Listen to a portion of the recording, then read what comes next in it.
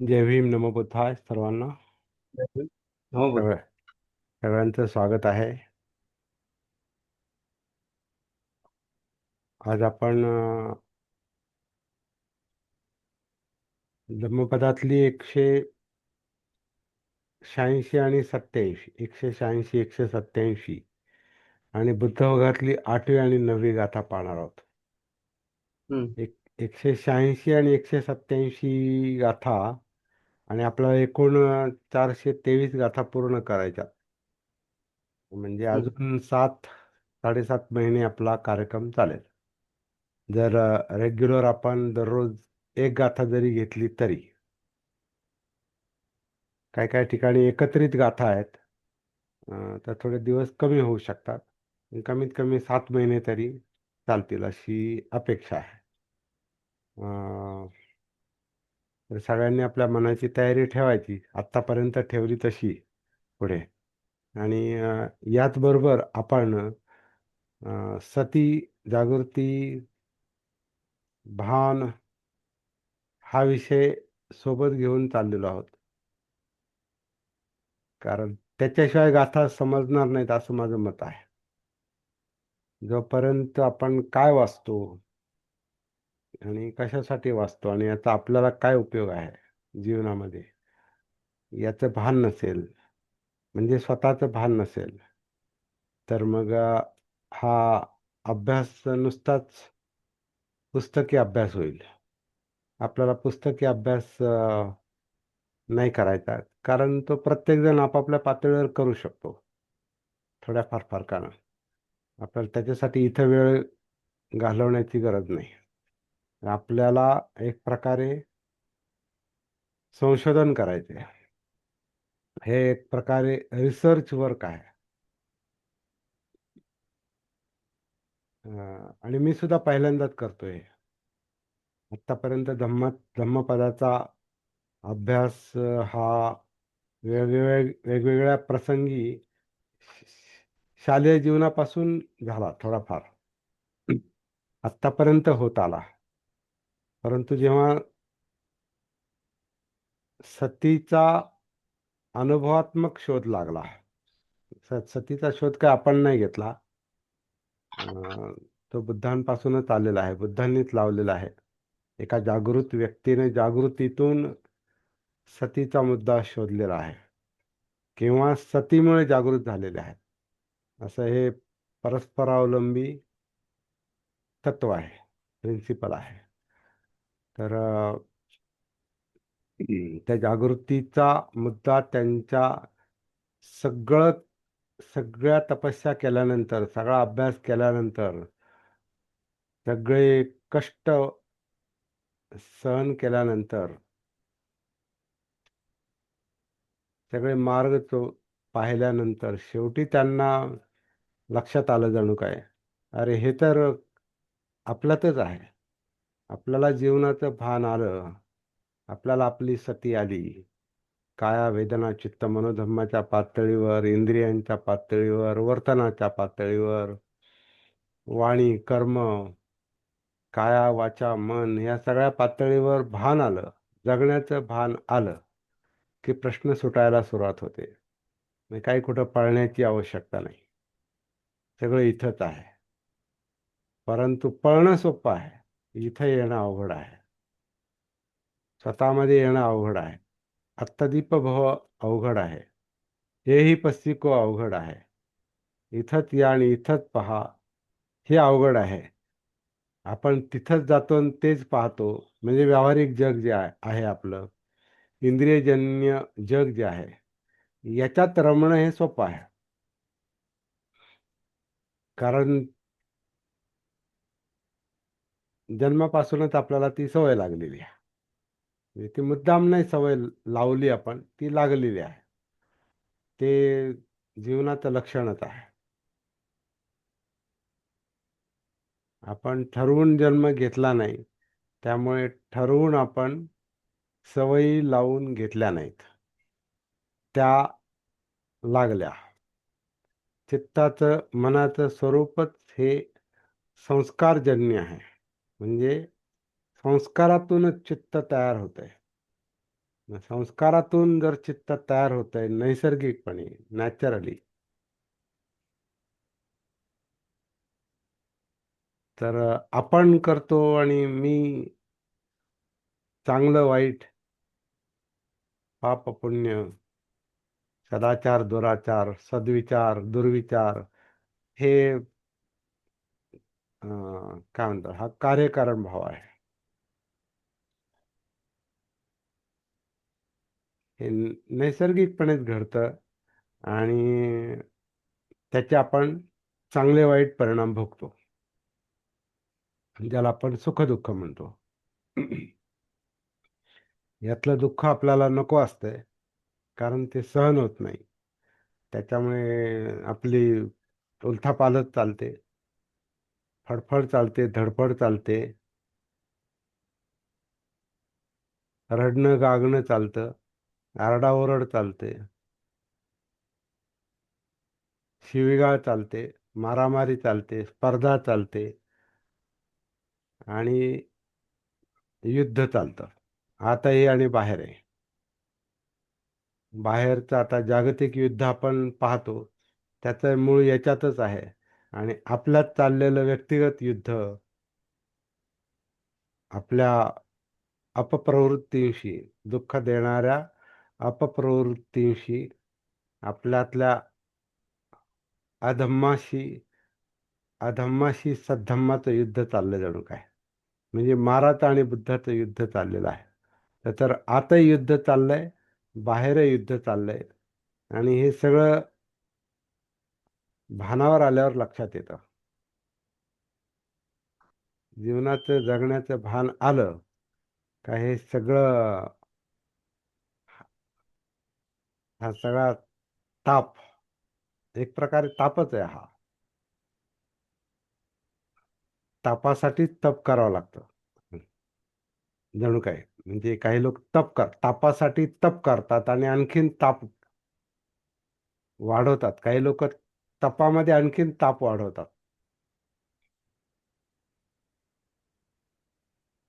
तर बुद्धांचं म्हणणं जणू काय, ताप कशामुळे तेच पहा, त्याचं भान येऊ द्या, जीवन समजून घ्या, कशामुळे काय होतं हे समजून घ्या. म्हणजे दुःखही समजून घ्या, दुःखाचं कारण समजून घ्या जागृतीपूर्वक, आणि नैसर्गिकपणे त्याचं निवारण होऊ शकतं. नैसर्गिक मार्गानं, आपोआप नाही होणार, त्याला सम्यक व्यायाम, प्रयत्न करावा लागणारच. पण ते सगळं इथंच आहे, तिथं नाही. तर आपली पण इथली न तिथली ही जी पळापळ आहे आत बाहेर, ही आधी कमी झाली पाहिजे. आधी स्थैर्य आलं पाहिजे. म्हणजे मार्ग लक्षात आला पाहिजे.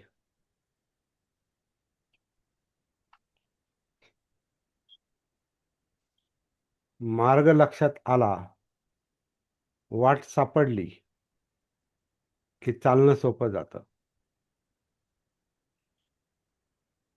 बाबासाहेब म्हणाले, आम्हाला आमची वाट सापडलेली आहे. म्हणजे त्यांना सापडली होती. आपल्याला, अनुयायांना, ती वाट अं, दिली आपल्या, पण आपल्याला ती सापडली नाही. म्हणजे आयती दिलेली पण नाही सापडली अजून. तर ती वाट आपल्याला आधी सापडली पाहिजे, मार्ग दिसला पाहिजे ज्याला त्याला. मार्ग दिसला तर पावलं उचलणं सोपं आहे. मार्गच दिसला नाही,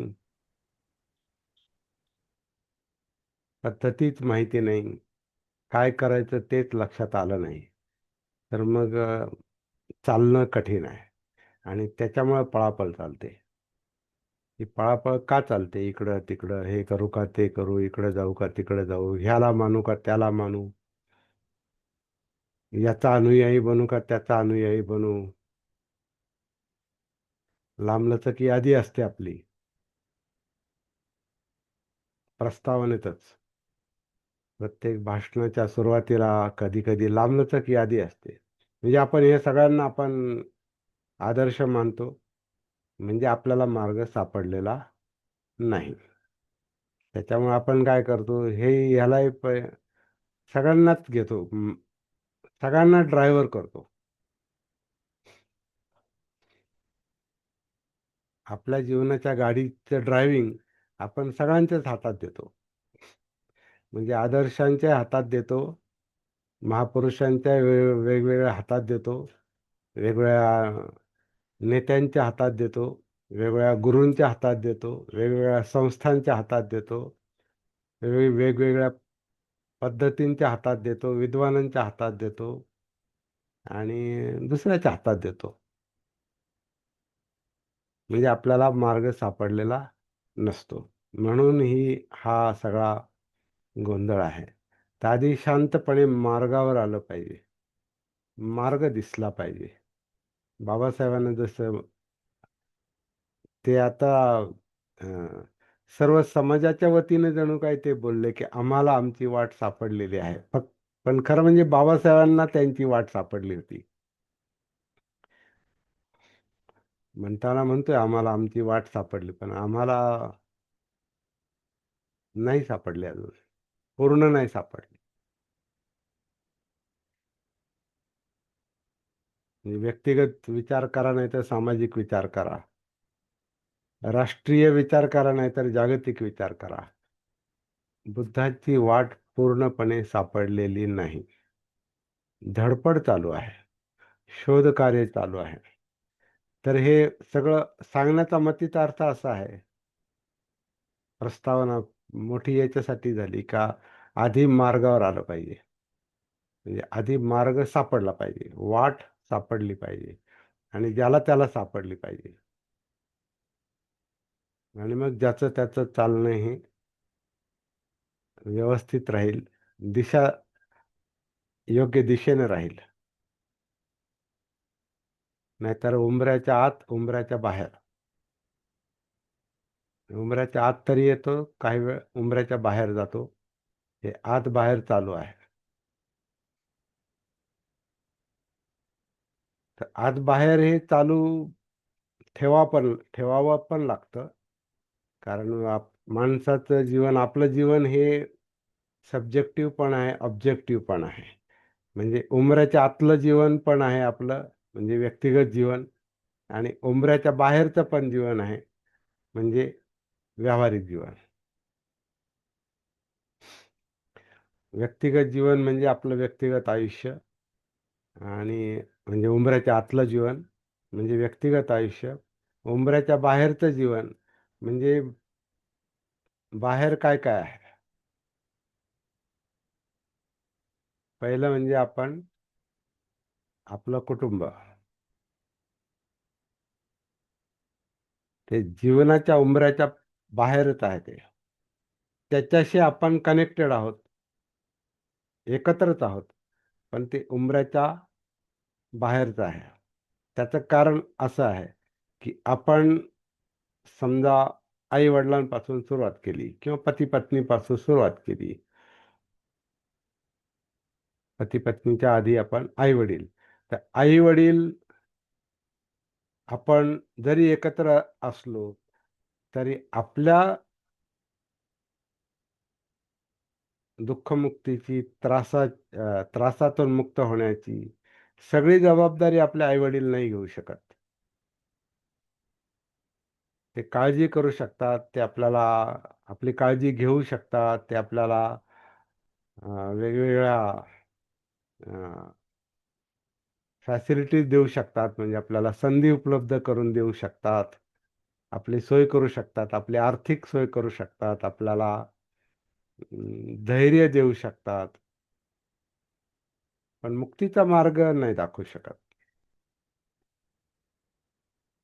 त्रास कमी कसा होईल हे त्यालाच पाहावं लागतं, आणि ते उंबऱ्याच्या आतलं काम आहे. थ्रेशोल्ड. थ्रेशोल्ड म्हणजे उंबरा, उंबरठा. तर उंबरठ्याच्या आतलं काम हे आपलं आहे. उंबरठ्याच्या बाहेरचं काम हे आपलं आणि इतरांचं आहे. ते संमिश्र आहे, ज्याला आपण सामाजिक म्हणू शकतो. उंबरठ्याच्या आतलं काम हे व्यक्तिगत आहे. कारण जीवन स्वतंत्र आहे. ही काया स्वतंत्र आहे. आपल्या आपलं जगणं स्वतंत्र आहे. जाणीवा स्वतंत्र आहेत. सुखदुःख आपली ज्याची त्याची स्वतंत्र आहेत. चित्त ज्याचं त्याचं स्वतंत्र आहे. विचार प्रक्रिया ज्याची त्याची स्वतंत्र आहेत. मनोधम्म स्वतंत्र आहेत. ज्याचं त्याचं पाहणं वेगळं, ऐकणं वेगळं, गंध वेगळा, चव वेगळी, स्पर्श वेगळा, ज्याचं त्याचं बोलणं वेगळं, ज्याचं त्याची कृती वेगळी, ज्याचे त्याचे भोगावे लागणारे परिणाम वेगळे, स्वतंत्र. आपलं दुःख हे आपल्या आईवडिलांचं दुःख नाही. आईवडिलांचं दुःख हे आपलं दुःख नाही. आपलं दुःख हे आपल्या कुटुंबाचं दुःख नाही. नातेवाईकांचं दुःख नाही. समाजाचं दुःख नाही. देशाचं दुःख नाही. जगाचं दुःख नाही. आपलं दुःख हे आपलं दुःख. आणि त्याचं काय करायचं, त्याच्यातून बाहेर कसं पडायचं, ते ज्याला त्याला उंबऱ्याच्या आत येऊनच पाहावं लागतं. त्याचं नाव सती साधन आहे. भानावर आलं पाहिजे. आधी वाट सापडली पाहिजे.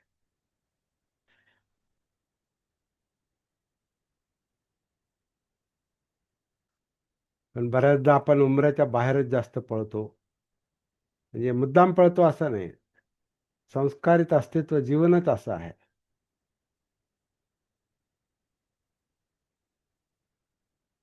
आणि परावलंबी जास्त मनुष्य तर सगळ्या प्राण्यांमध्ये परावलंबी आहे.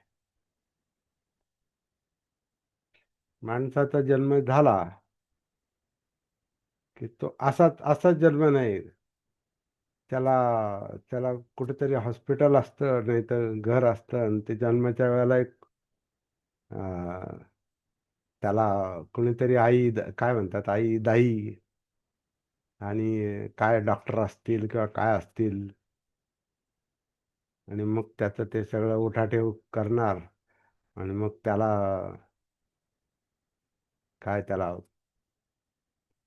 त्याची नाळ कापून आणि त्याला मग सगळं अंघोळ पाणी घालून त्याला काय म्हणतात लपेटणार आणि त्याला सुरक्षित करणार.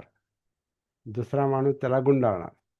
इतर प्राण्यांचं असं काही नाही. ते कुठेही जन्म घेतात आणि तिथल्या तिथं जागेवर उभे राहतात काही वेळानंतर.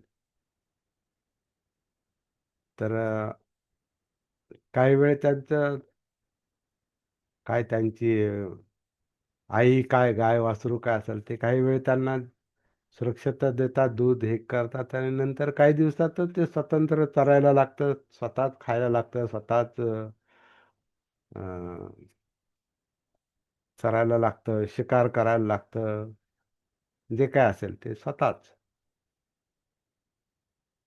माणसाचं पिलू मात्र ते लवकर त्याला उभं हे करावं लागतं. म्हणजे करतात. परिस्थिती अशी आहे, ते उभं राहील, नाही नाही त्याला काही मिळालं तर ते स्वतःच उभं राहील. पण ते तसं नाही. त्याला ते उठायला त्याला पांघोळ गाडा देणार, त्याला काय धरून उठवणार, त्याला स्वतः नाही उठू देणार, धरून उठवणार, मग त्याला कडेवर घेणार आणि त्याला काय काय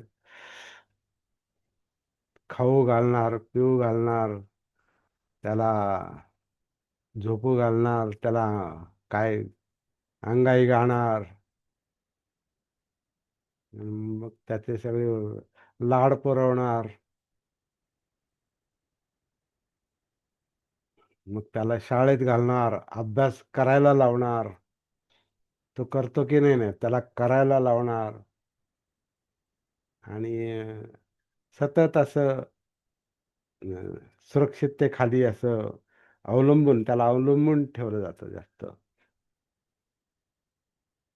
आणि फार डोकं लावून अवलंबून ठेवलं जातं. त्याच्यासाठी अगदी पाळण्यापासून त्याची सगळी मोटरसायकल पर्यंत आणि गाडीपर्यंत व्यवस्था आईबाप करणार. घे बाबा, खा बाबा.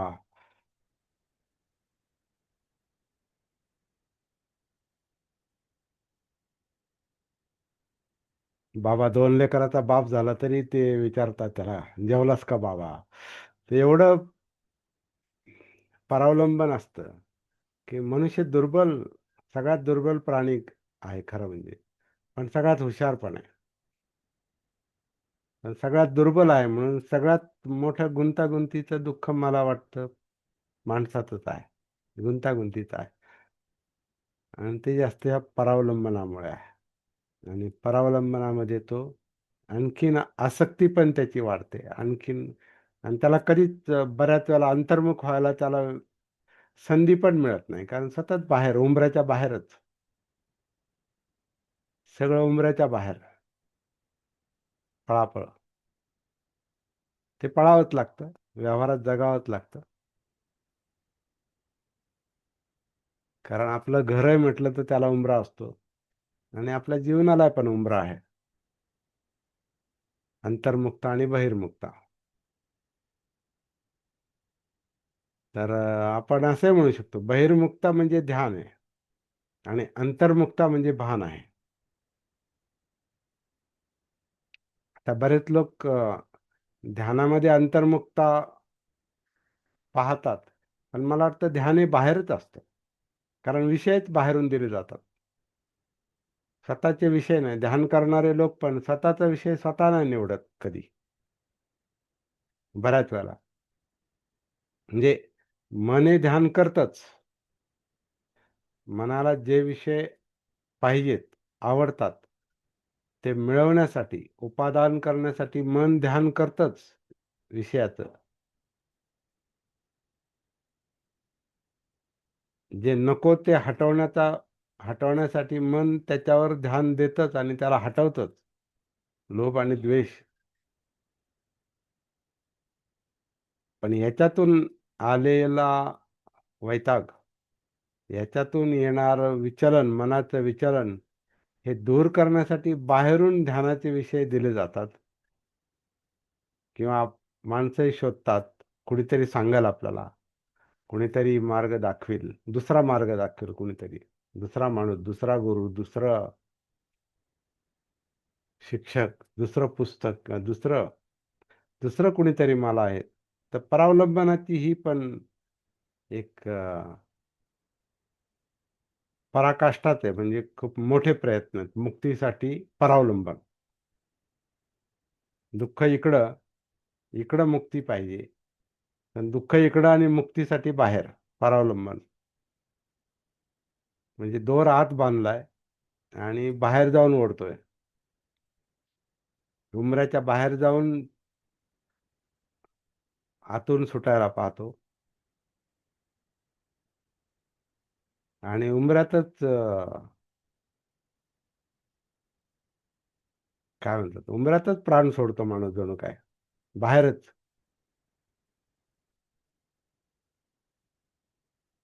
ते गदी माडगुळकरचं एक गाणं आहे, ते नाही का, जग हे बंदीशाळा, हे आपण बऱ्याच वेळाला याचा उल्लेख केलेला आहे. त्यात एक कडवं आहे ना ते. हम्म.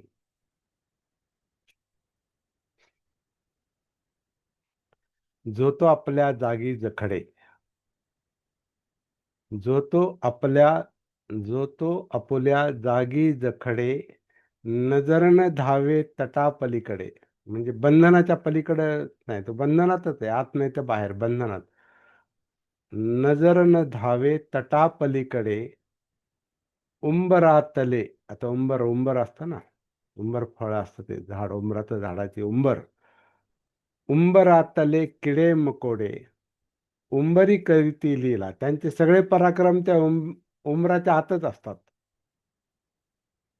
उंबरातले किडे मकोडे, उंबरी करीती लीला.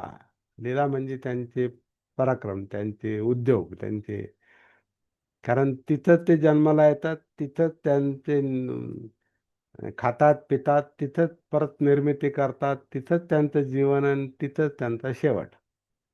उंबरातले किडे मकोडे उंबरी करीती लीला जग हे बंदी शाळा. फार इंटरेस्टिंग हे आहे, म्हणजे उद्बोधक गाणं आहे ते.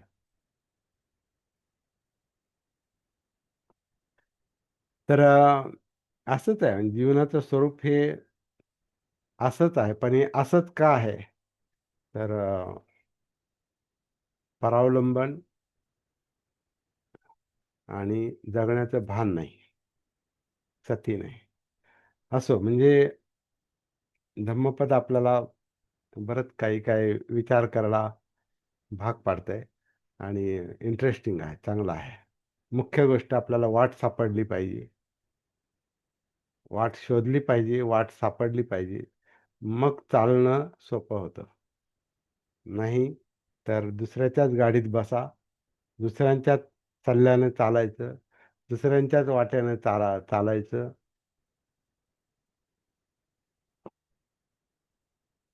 म्हणजे बाबासाहेबांनी जिथं स्वातंत्र्य, स्वावलंबन, स्वतःची जबाबदारी स्वतः घ्या, हे जे संदेश दिले, ते आपल्याला अंमलबजावणी करणं फार कठीण जातं आणि कठीणच आहे. बाबासाहेबांचा मार्ग, बुद्धांचा मार्ग हा कठीणच आहे. हा काय सोपा नाही, सरळ नाही.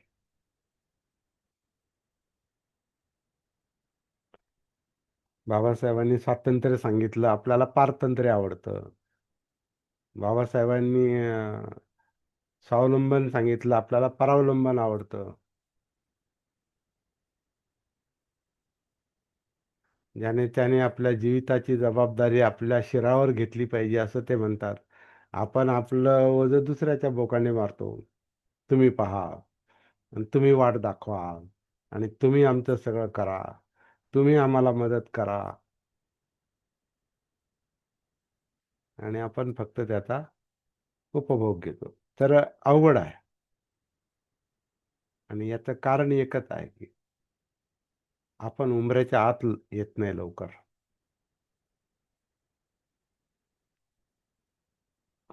उंबऱ्याच्या उंबऱ्याच्या आत येत नाही म्हणजे म्हणूनच ते उंबरातल्या किड्या मकोड्यासारखी कधी कधी अवस्था होते. तिथंच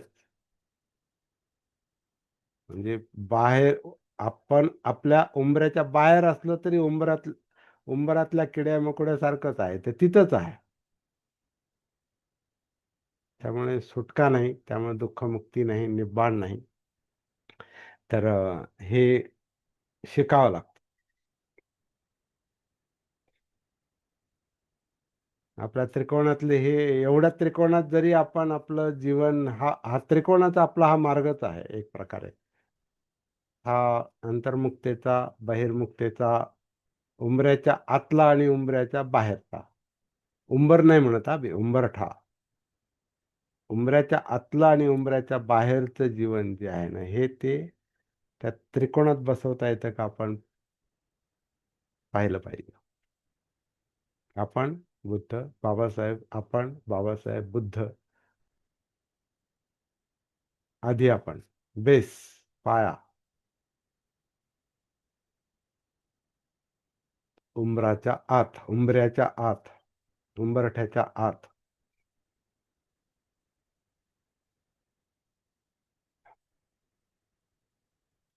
चला, 100 186 187वी गाथा, बुद्धवग्गातली 8वी आणि 9वी गाथा ही एकत्र आहे.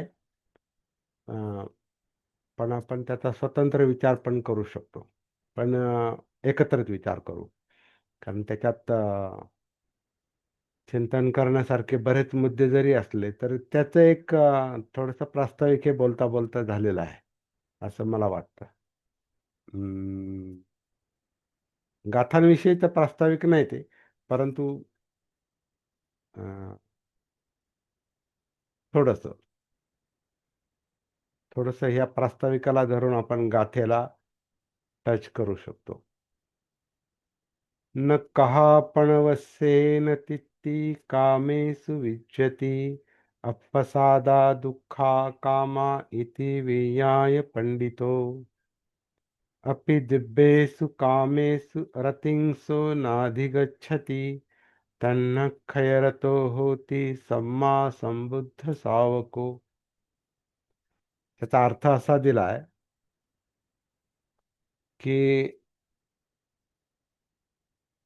कहापण कहापण वस्सेन, म्हणजे कहापण म्हणजे कारशापण. म्हणजे म्हणजे सोनं नाणं चांदी, पैसे, धन, रुपये, प्रॉपर्टी, ज्याला आपण भौतिक संपत्ती म्हणतो, त्याला कारशा. तर ह्या संपत्तीचा वर्षाव जरी झाला, त्यांनी सुवर्ण मुद्रा असा त्याचा अर्थ केलेला आहे. पण अं, सगळे धन संपत्ती सगळंच त्याच्या सोनं नाणं. आता हे त्या काळातलं आहे, त्यामुळे सुवर्ण मुद्रा वगैरे अशा या असायच्या, म्हणून ते बक्षीस म्हणून असं ते द्यायचे, फेकायचे राज्य लोक किंवा जे काही दान देणारे. ते सुवर्ण मुद्रा, सोनेरी मुद्रा त्या देत असतील, म्हणून तो शब्द तिथं आलेला आहे. पण आपण धन दौलत, सोनं चांदी, आपली प्रॉपर्टी, रुपये, डॉलर, पाऊंड, काय असेल ते, तर हे याच्या वर्षावामुळे माणसाच्या कामभोगांची तृप्ती होत नाही. हे कितीही मिळालं तरी माणसाची तृष्णा शमत नाही, त्याची तृप्ती होत नाही. किती पाहिजे याला काही लिमिट नसतं, त्याचं भानच नाही काय पाहिजे आणि किती पाहिजे. म्हणून माणसाची कधी तृप्ती होत नाही. आणि जरी ते मिळालं तरी त्याच्यात माणूस थोडाच वेळ रमतो. सर्व कामभोग अल्प आस्वाद देणारे असतात, म्हणजे थोडाच वेळ त्याची आपण चव घेतो. म्हणजे संपत्ती मिळाली तर संपत्तीचं काय, सतत तो त्या संपत्तीत समाधानी नसतो, त्याच्यात तेवढाच त्याचा आस्वाद घेत नाही तो. ते थोडाच वेळ आस्वाद घेतो तो, आणि परत पुढचं पाहिजे. लोभाचं लोभाचे विषय कधी तृप्ती देणारे नसतात. आणखीन पाहिजे, आणखीन पाहिजे, आणखीन पाहिजे. द्वेषाचे विषय पण कधी शांतता देणारे नाहीत. मी असं करील, नाही नाही मला अजून असं करायचंय, नाही नाही मला अजून असं करायचं का ते सगळं नष्टच झालं पाहिजे, नाही नाही मला अजून करायचंय, नाही नाही मला खतमच करायचंय, नाही नाही मला ठेवायचंच नाही, मला ते नकोच, पाहिजेच आणि नकोच. त्याच्यात कधीच माणूस स्थिर राहत नाही, आणि हे सगळं दुःखदायक आहे म्हणतात. कामभोग म्हणजे इंद्रिय तृष्णा, हे अल्प आस्वाद देणारे, म्हणजे अल्प संतुष्टी देणारे. याच्यात फार थोडं समाधान होतं आणि परत असमाधानी होतो, आणि हे सगळं दुःखदायक असतं. हे जाणून बुद्धिमान माणूस, पंडितो, बुद्धिमान माणूस हा दिव्य कामभोगांची पण आवड ठेवत नाही. आता दिव्य कामभोग म्हणजे उच्च दर्जाची प्राप्ती. पारंपरिक याच्यामध्ये असं म्हणलं, स्वर्ग सुखाची प्राप्ती. मला इथं सुख मिळत नाही, मला याच्या पलीकडचं सुख पाहिजे. मेल्यावर जर मला स्वर्ग असेल तर मी त्या स्वर्गात पण आनंदी पाहिजे, अशी इथं इथं तृष्णा असते.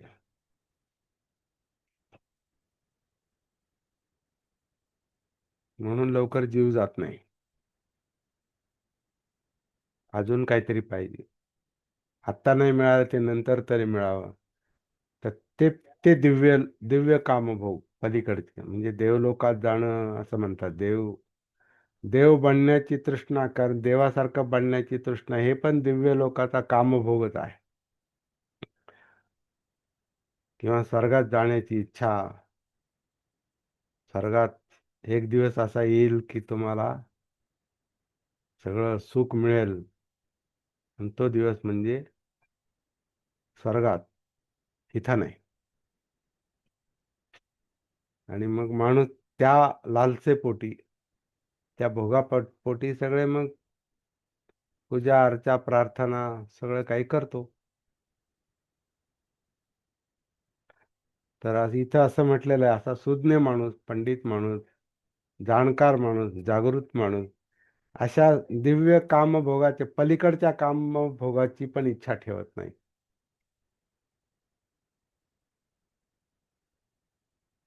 आणि असं म्हटलेलं आहे की सम्मा संबुद्ध सावको म्हणजे सम्यक संबुद्धांचा म्हणजे बुद्धांच्या मार्गावर असणारा श्रावक, बुद्धांच्या मार्गावर असणारा मनुष्य हा ही तृष्णा कमी करण्याच्या प्रयत्नात असतो. त्यांना खय परतो, त्यांना खय रतो होती. संबुद्ध सावको. तृष्णेचा क्षय कमी कशी करता येईल ते पाहतो. कारण ते वाढवून तृष्णा वाढवली की दुःख वाढलंच. कारण तृष्णा वाढली की पळापळ वाढते. मग उमऱ्याच्या बाहेरच पळतो आणि मग उमऱ्याच्या आत झोप येत नाही आणि उमऱ्याच्या बाहेरच पळतो. कामभोगाच्या मागे उमऱ्याच्या बाहेर पळतो आणि कधी शांतता नाही. त्याला कधी संतुष्टी मिळत नाही. म्हणून संबुद्धांचा शिष्य श्रावक किंवा बुद्धांच्या मार्गावर असलेला मनुष्य तृष्णे तृष्णा कमी कशी करता येईल, तृष्णा क्षय, तण्णा क्षय रतो. रत म्हणजे त्यात व्यस्त असणे, प्रयत्न करणे, कमी करण्याचा प्रयत्न करणे. तृष्णा कमी क्षय करण्याचा प्रयत्न करणे, यात बुद्धांचे शिष्य म्हणजे बौद्ध लोक, आपण बौद्ध म्हणू त्याला. बुद्धांच्या मार्गावर तो बौद्ध.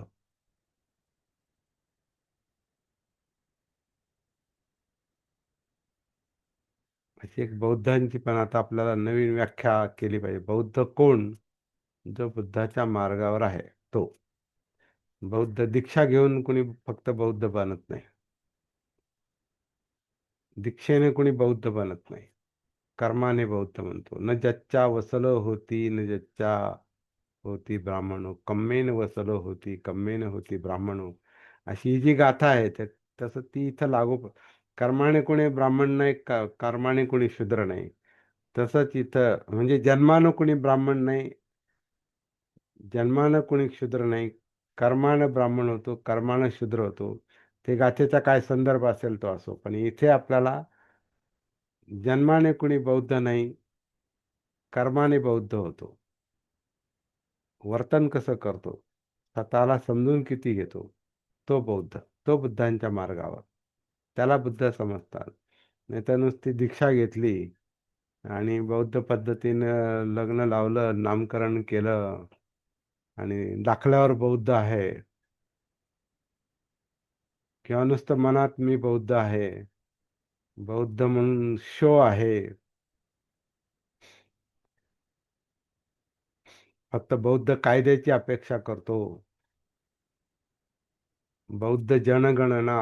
आता व्यावहारिक दृष्ट्या ते ठीक आहे, परंतु बुद्धाच्या मार्गावर येऊन कधी बुद्ध जीवन जगत नाही, स्वतःला समजून घेत नाही, स्वतः उंबऱ्याच्या आतलं जीवन कधी लक्षात येत नाही. उंबऱ्याच्या बाहेर बौद्ध धर्म आहे आणि आतमध्ये बुद्ध नाही, असं जर असेल तर आता ही आपली नवीन व्याख्या बाबासाहेबांच्या म्हणण्यानुसार पण तलवारीच्या धारेप्रमाणे आचरण केलं पाहिजे, असं 15 ऑक्टोबरला म्हणतात ते. 14 ऑक्टोबरला दीक्षा झाली, 15 ऑक्टोबरला भाषण दिलं. तलवारीच्या धारेप्रमाणे आचरण करणारे 5च लोक जरी मिळाले तरी पुष्कळ झाले. तर हे कठीण आहे म्हणून ते असं म्हणाले. तर तो खरा बौद्ध, जो ही सगळी जबाबदारी घेतो आणि मग इतरांसाठी काम करतो. तर या गाथेतून बऱ्याच गोष्टी लक्षात येतात. न कहा पण शब्दशः पाहू, थोडासा विचार करू. न कहा पण वस्सेन, वस्सेन म्हणजे वर्षाव. कहा पण म्हणजे कारशापण, म्हणजे सोनं, नाणं, चांदी, पैसे. आधुनिक भाषेमध्ये रुपये, डॉलर, पाऊंड. कारण आता जागतिक चलनाला जास्त महत्त्व देतात काही लोक. उत्पन्न कसं डॉलरमध्ये पाहिजे, पाऊंडमध्ये पाहिजे, किंवा दुसरे काही बाहेरच्या नाण्याला, चलनाला किंमत जास्त आहे, म्हणून त्यात ते उत्पन्न पाहिजे माणसाला, आधुनिक माणसाला. डॉलरमध्ये का, आता $1 म्हणजे जे काही 85 80 85 काही 90 रुपये आहेत, जे काय मला डॉलरचा रेट मला माहिती नाही, परंतु डॉलरमध्ये कमावणं म्हणजे $1 म्हणजे 80 85 90 जे काही रुपये असतील ते, 1 पाऊंड म्हणजे ते आणखीन जास्त आहेत. तर ते कमावणं, तर आता त्या दृष्टीनं पाहिलं तर असा किती रुपयांचा, डॉलरचा, सोन्या सोने चांदी याचा वर्षाव जरी झाला, तरी तृष्टी मिळत नाही, तृप्ती होत, तित्ती म्हणजे तृप्ती, तृप्ती होत नाही, है ना. लग्नात किती हुंडा मिळाला तरी तृप्ती होत नाही नवऱ्याची, नवऱ्या मुलाची आणि नवऱ्याकडच्या मुलाची. किती द्या, किती संसार द्या, किती हुंडा द्या.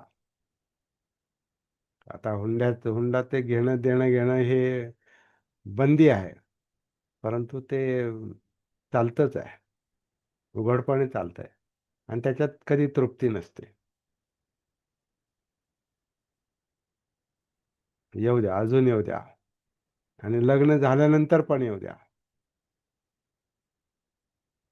कधी कधी मिळालं नाही सासूरवाडीकडून, तर मग त्रास देतो, बायकोला त्रास देतो, ब्लॅकमेल करतो, काही ना काही निमित्त करून मारहाण करतो, किंवा त्याची सासू सासरे करतात, किंवा आणखीन काय करतात, आणि सासूरवाडीला लुटायचे, लुबाडण्याचे प्रयत्न करतात. तर हेच आहे, किती वर्षाव झाला तरी संतुष्टी नाही.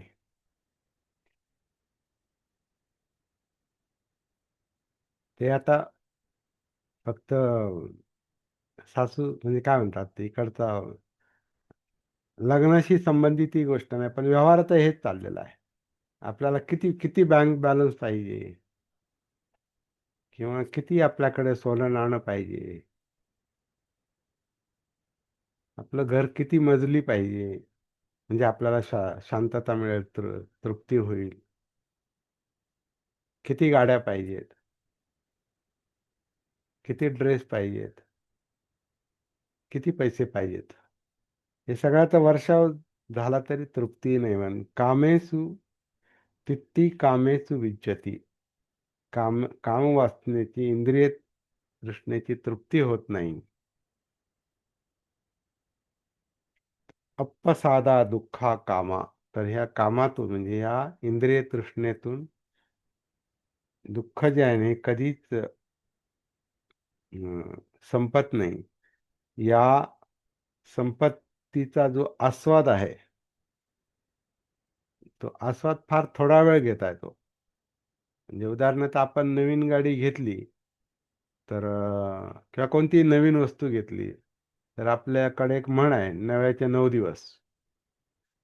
नव्याचे 9 दिवस म्हणजे 9 दिवसच तो आस्वाद घेतो त्याचा, त्या म्हणीप्रमाणे पाहिलं तर, म्हणजे अल्प आस्वाद घेतो त्याच्यात.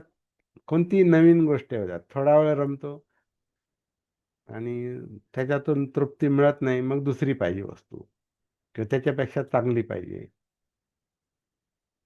तर त्याच्यात कधी तृप्ती मिळत नाही. तर इति विज्ञाय पंडितो, हे पाहून, हे जाणून, विज्ञाय म्हणजे जाणणे, हे जाणून पंडित माणूस काय करतो,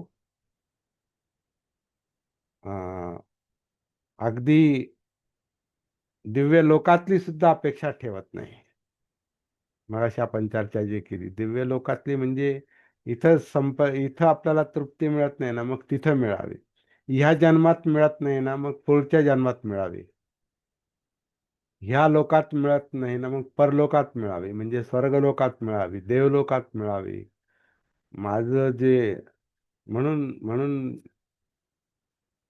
वरच्या वर्णातल्या जातीतल्या लोकांना वरची जात का पाहिजे, तर वरच्या वर ते वरचं सुख मिळेल अशी एक थोडी अपेक्षा पण असते. म्हणून ते त्याच्यात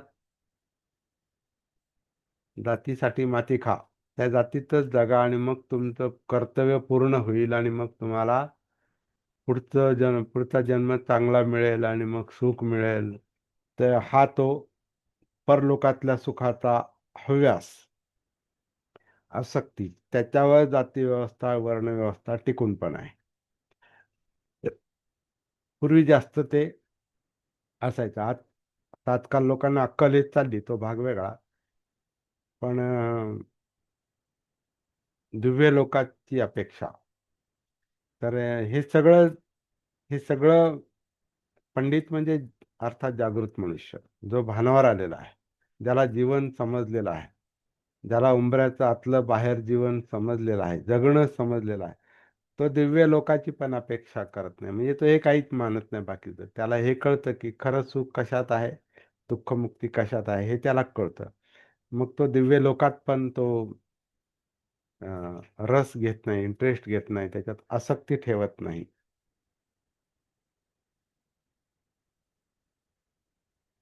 तो बुद्धांच्या मार्गावर आहे असा त्याचा अर्थ आहे, किंवा तो बुद्धांचा श्रावक आहे. आणि तो हे उंबऱ्याच्या आतली जी तृष्णा आहे, ह्या तृष्णेच्या क्षयामध्ये येतो. तृष्णा कमी कमी करून, म्हणजे दुःख मुक्तीसाठी तृष्णा कमी कमी करत करत तो जीवन जगतो आणि अगदी बुद्धत्वापर्यंत तो पोहोचतो. असा या गाथेचा सर्वसाधारणपणे अर्थ दिसतोय. आणखीन बऱ्याच गोष्टी असतील, पण आता सगळं एकाच याच्यात पाहता येत नाही. एखादा मात, तर काही गोष्टी तुम्ही सांगा आता. तो थोडंफार. हं. परत सांगा हं. तुम्ही थोडस. हा, नोंदी सुरुवातीच्या नोंदी ठेव गाथ्या नोंदी ठेवतो का आपण अभ्यासाच्या? हा हा त्या मिस झाल्या सुरुवातीच्या काही, हा हा म्हणजे हा ते सुरुवात होती त्यावेळेस. हा हा तर मग सुरुवात केली एक एक एक एक, आणि त्याचं सगळं विश्लेषण साधारणतः एवढं नाही, थोडक्यात कसं हा हा काही मुद्दे म्हणजे महत्वाची वाटून ती लिहितच होतो. हम्म, आणि आता असं कालच मी तुम्हाला सांगितले की हम्म, हम्म, 183 गाथा, त्याच्या संदर्भात बरंच काही लिहून मोकळं झालं सहज हम्म, असं. हम्म, हम्म. सध्या हा, लिहितोय. एवढं महत्वाचं वाटतं काही मुद्दे असतात. हो हो, देही पस्सिको वगैरे, अत्तदीपो भव, हा हा, प्राण्यांच्या संदर्भात, हम्म, बाळ जन्मास आले तर कसं ते परावलंबी जीवन कसं आपणच स्वतः त्याला हे करतो, प्रवृत्त करतो. हम्म, सगळं हा आहे माझ्याकडे, उपलब्ध हा. आहे. उमरा हा, उमरा आणि पण लक्षात ठेवावा लागेल. हो, आहे ना, उंबरा, उंबरठ्याच्या बाहेर. हा, उंबरठा पण लक्षात ठेवावा लागेल आणि उंबर पण लक्षात ठेवावा लागेल. हा, ते पण आहे. अरे ना, हे काही संपत नाही. हं. त्याच्यातच जन्म आणि त्याच्यातच मृत्यू आहे हा, उंबराच्या संदर्भात. आणि उंबरठा देखील बाहेरचं जग आणि आतलं जग, चालूच असतं ते. खरं म्हणजे आतच यायला पाहिजे. दोन्हीकडे पण. हा, त्याचा व्यक्तिगत आणि शोध. व्यक्तिगत जीवन हं, आणि सामाजिक जीवन, सब्जेक्टिव्ह ऑब्जेक्टिव्ह. उंबऱ्याच्या आतलं आणि बाहेरचं जीवन, हे दोन्हीशी, आपलं जीवन दोन्हीशी कनेक्टेड आहे ना. कनेक्टेड आहे. आपण फक्त आणि आत नाही बसू शकत ना. हा, अति पॅरलल अंतर्मुक्ता ही पण घातक आहे. अति अंतर्मुक्ता हा मग तो वेडसरपणा आहे, जो आत कोंडून आहे. म्हणून आता काही लोक ध्यान करणारे लोक व्यवहारामध्ये बरेच नसतात, ते सामाजिक कार्यात नसतात, कारण आपल्या ध्यानामध्ये मग्न, ती आत्ममग्नता आहे. आणि आत्ममग्नता ही मानसिक विकृती आहे. ही मानसिक विकृती आहे. आपलं जीवन हे स्वतंत्र जरी असलं तरी समाजापासून कट झालेलं नसतं. आपण सामाजिक प्राणी आहोत. जीवन स्वतंत्र जरी असलं तरी आपण मनुष्य प्राणी म्हणून सामाजिक आहोत. जसं आपण मगाशी पाहिलं, जन्म झाल्या झाल्या आपल्याला उभं करणारे आपल्या आजूबाजूचेच लोक असतात. आपल्याला उभं करणारे, आपल्याला जन्मापासून पुढे हे करणारे लोक, आपल्याला डॉक्टर असेल, आया असेल, नंतर आई असेल, कोणी नातेवाईक असतील, आई वडील असतील, आणखीन कोणी असतील, पुढे शिक्षणासाठी शिक्षक आहेत, वरचे प्राध्यापक आहेत, पुढे गाईड आहेत, मार्ग मार्गदर्शन करणारे आहेत. समाजामधले समाजामधले कोणी नेतृत्व करणारे लोक आहेत, मंडळ आहेत, पक्ष आहेत, संघटना आहेत, संस्था आहेत, कायदा आहे, राष्ट्रीय कायदा आहे, आंतरराष्ट्रीय कायदा आहे. आंतरराष्ट्रीय कायदा पण लागू आहे आपल्याला, नाही का? जे लोक परदेशामध्ये जातात शिकायला किंवा फिरायला, तर त्यांना पासपोर्ट पाहिजे, व्हिसा पाहिजे, पण त्या देशाची पण परवानगी पाहिजे, ह्या देशाची पण जायला परवानगी पाहिजे, म्हणजे पासपोर्ट पाहिजे, तिकडची परवानगी म्हणजे व्हिसा पाहिजे. म्हणजे आपण आंतरराष्ट्रीय कायद्यांच्या बंधनात पण जगतो. आपण स्वतंत्र नाही. पण ही जी उंबऱ्याच्या आतली गोष्ट आहे, ही मात्र याला मात्र दुसऱ्याला कोणाला दुसऱ्याच्या हातात आपण स्वतःला देऊन काम भागत नाही. हे काम अत्तदीप भव, स्वतःच तो दीप, जागृतीचा दीप प्रज्वलित करावा लागतो. हम्म. सम्यक सती. समाजासाठी जागृतीने ते काम होतं. एक मिनिट. असा हा विषय आहे. तर मुख्य गोष्ट, जे अनेक विषय आपल्या बोलण्यातून चर्चेतून येतात याच्या नोंदी ठेवत चला, म्हणजे अभ्यास करायला सोपं जातं. म्हणून आता जेव्हा आपण म्हणतो की आता बोला, तर काय बोलावं हे का सुचत नाही, तर इतके मुद्दे येऊन गेलेले असतात की आता काय बोलावं, आणि मग एकही एकही बोलत नाही. म्हणजे याचा अर्थ असा आहे की आपल्याला एका मुद्द्यावर नीट विचार करायला आपण आपली तयारी केलेली नाही. तर हम्म. ते केली पाहिजे, तरच मग पुढे जाता येतं. नाहीतर मग टाइमपास होईल. आपण टाइमपास करायला इथे जमत नाही. आणि हे मी स्फूर्त लिहितो सर. हा, चांगलं आहे. तर सुचून तुम्ही सांगता आणि काय सगळंच काही लिहिलं जात नाही. सगळं पण लिहायची ते गरजच नाही. मुद्दे, गरज पॉइंट, नाही. पॉइंट, शब्द, हो. एक शब्द लिहा. हम्म. समजा आता हो. उंबराव, उंबरठा, तर लगेच म्हणजे लक्षात लगेच येतं ना त्याच्यातून. हे बाबा सरांनी काय सांगितलं या संदर्भात, काय बोलले सर. आणि याचा तर फायदा त्याच्यात आपल्याला स्वतःला चिंतन करायला आकलन नंतर. होतं. आकलन लवकर होतं. हम्म. हम्म. स्वतंत्र स्वावलंबनानं चिंतन करायला सुरुवात होते आपली. आणि याचे मार्ग, हे लिहिण्यातून देखील आत्मविश्वास माझा आता वाढलेला आहे. आत्मविश्वास पण ते पण वाढतो. महत्त्वाचं. छान आहे. आता तुम्ही कारण शिक्षक ते असल्यामुळे आपल्याला तुम्हाला थोडंसं ती लाईन माहिती आहे थोडीशी. त्यामुळे त्यामुळे शिक्षकाला शिकवण्यासाठी पण नोट्स काढाव्या लागतात, नाही हा का? ते तयारी तर आहे. करावी लागते. कमी चांगलं आहे. तयारी करणं फार आवश्यक आहे. मला सगळं येतं असं नाही तर, कारण तो देखील चुकतोय. कुठलेही काही एखादे मुद्दे मांडायचे असेल ना, त्या संदर्भातच ते पुढे जाता येईल. आजकाल माझी थोडीशी सवय मोडलेली आहे लिखाण करण्याची, म्हणजे कारण आता मला ऑनलाईन जास्त ते सगळं रेकॉर्ड होतं, त्यामुळं ते सगळं मला परत ऐकता येतं की आपण काय बोललो, काय काय अभ्यास घेतला किंवा काय अभ्यास केला, हे मला ह्याच्यातून परत कळतं. परंतु नोंद करण्याची, डायरी लिहिण्याची सवय मला 1986 सालापासून आहे. हं, हं. म्हणजे 1986च्या सुद्धा डायऱ्या माझ्याकडं, 1986 पासूनच्या जवळपास सगळ्या डायऱ्या माझ्याकडे आहेत. म्हणजे काही काही डायऱ्या अशा 1 वर्ष 2 वर्ष चालल्या, एक डायरी 2 वर्ष किंवा 3 वर्षापर्यंत पण चाललेली आहे. कारण मुद्दे फक्त लिहायचे असतात, एखादे मुद्दे, काही त्यावेळेला ध्यान करताना मला रोजच्या ध्यानात मेडिटेशन डायरी म्हणून मी ती अं, तयार केली होती, आणि मला एका त्रैलोक्याच्या शिबिरात असताना मला तो मुद्दा पुढे आला. मेडिटेशन डायरी मेंटेन करा. तर त्याच्यामुळे ती मेडिटेशन डायरी मी ठेवायला सुरुवात केली. परंतु आधी मला ते लिहिण्याची ती एक सवय होती पहिल्यापासून. म्हणजे काही गाणी लिहिणं म्हणा किंवा काही विचार असं अगदी एस टी मध्ये बसल्या बसल्या काय, कारण एस टी मध्ये विचार फार हे चालतात, आपण आपलाच असतो आणि काही विचार चालतात, तर काही गोष्टी त्या प्रवासामध्ये पण सुचतात. तर लगेच खिशातला कागद घेऊन पेननी त्याच्यावर ते अ, लिहून काढायचं. तर अशी ती सवय ही आधीपासूनच आहे. परंतु मेडिटेशन डायरी लिहिण्याची एक सवय आणि नंतर मग अभ्यास करून त्यातले मुद्दे लिहिण्याची सवय, असं मी करत करत 86 पासनं मी ते, किंवा त्याच्या आधीपासनं ते मी लिहित आलेलो आहे. आत्ता अलीकडे मला ती अ, सवय आहे. थोडंफार काहीतरी मी लिहितोच, नाही असं नाही.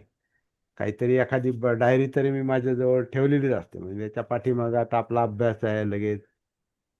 हा अभ्यास आपण परवाच्या रविवारच्या याच्यामध्ये घेतला. सतीच्या सती कशा मार्गाने, मग त्याच्यामध्ये या बारीक डायरीमध्ये अनेक गोष्टी मी लिहून ठेवलेल्या आहेत. मोठ्याल्या डायऱ्या पण आहेत. तर सवय, ही सवय लावावी लागते. पेन आपल्या खिशाला असलाच पाहिजे आजच्या याच्यामध्ये. बाहेर असताना किंवा जेव्हा आपल्याला पाहिजे, पेन आपल्या आजूबाजूला पेन ठेवलाच पाहिजे. पेन ठेवा, पेन्सिल ठेवा आणि प्रवासात असेल तर एखादी डायरी ठेवा छोटी, किंवा काही कागद का असेना पण ठेवावा, जर काही गोष्टी लक्षात आल्या. अशी एक ती चिंतनाचा तो भाग आहे. कारण विचार विचार हे प्रवाहित असतात, निसटते असतात, येतात आणि जातात. आणि जेव्हा आपण सतीचा अभ्यास करतो तेव्हा पण असे काही विचार जे असतात ते आपल्याला काही चांगले विचार आपल्यामध्ये येतात, मुद्दे येतात, तर ते असेच जर निघून गेले तर परत त्याच्यावर मग विचार होत नाही. म्हणून आपण अनेक संकल्प करतो, अनेक गोष्टी करायच्या ठरवतो आणि एकही धड होत नाही. म्हणजे आता मी पण त्याचा एक शिकार झालो. अनेक गोष्टी करायच्या ठरवल्या. डायऱ्यांमध्ये अनेक संकल्प मी लिहून ठेवलेले आहेत.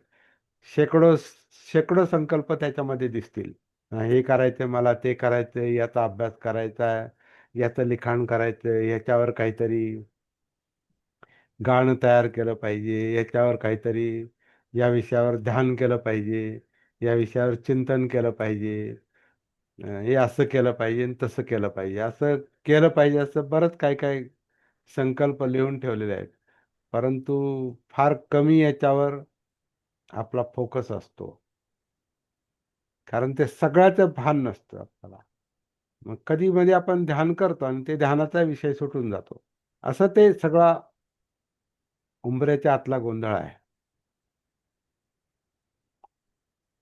तो गोंधळ सतीने आधी कमी केला पाहिजे. सगळ्याचं भान आलं पाहिजे आधी. काय काय पसारा आहे, काय काय चाललंय याचं भान. आणि मग त्यातल्या इच्छा आकांक्षांच्या विषयांवर ध्यान असतं आपलं. परंतु जेव्हा भान येतं तेव्हा आपण सिलेक्शन करतो, एक निवड करतो. अरे हा नाही, ही गोष्ट महत्वाची आहे. सगळं धरून बसण्यात काय, पण हा हा मुद्दा महत्वाचा आहे, ही वाट महत्वाची आहे, हा मार्ग महत्वाचा आहे जो मला पुढे घेऊन जाईल. मग आपण त्याच्यावर फोकस करतो. आता माझ्या दृष्टीने जो 1900 म्हणजे 1900 नाही, म्हणजे 2000 सालापासून 26 वर्ष झाले, एकच मार्ग जो माझ्या मनात तयार झाला. अनेक अनेक विषयातून